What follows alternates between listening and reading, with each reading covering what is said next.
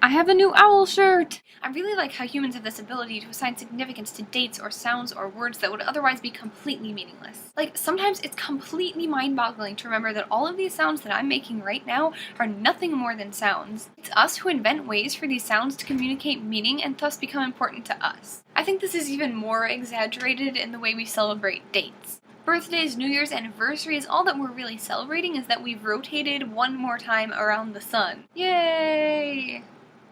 What is it about one more rotation around the sun that makes it a better occasion to celebrate how long we've been doing something? Nothing, it's completely arbitrary! I don't, however, think that just because it's seemingly arbitrary makes it any less important, which is why I made such a big deal out of 11-11-11. I think it's been a long enough time since 11-11-11 that if you didn't make a big deal out of it, you probably don't remember what you were doing at exactly 11-11 on 11-11-11, 11-11-11, 11-11-11-11-11, 11-11-11-11-11.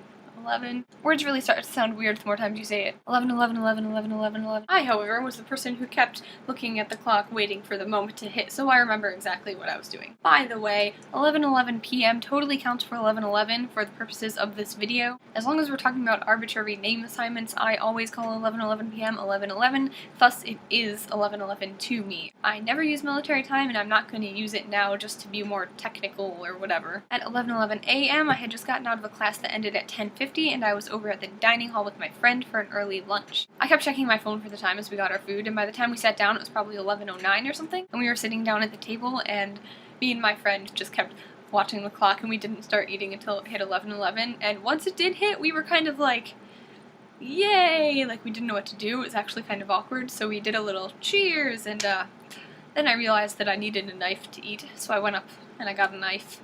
And then my friend made fun of me for getting silverware with my 11:11.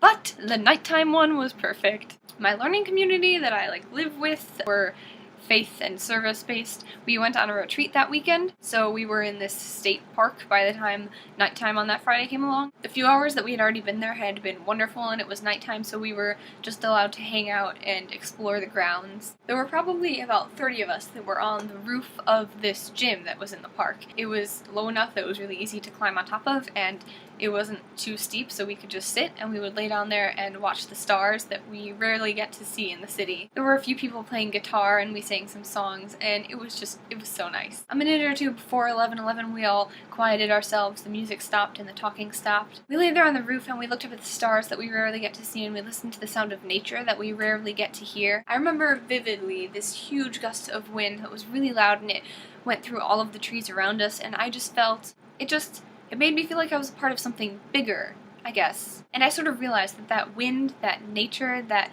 whatever it is that's bigger than us is always there. Not just when we celebrate our silly fake holidays about how many numbers are in the date. It's always there if we pay attention to it. Anyway, did you celebrate 11:11? Were you even paying attention to it? Do you remember what you were doing? Or did you think that it was kind of stupid?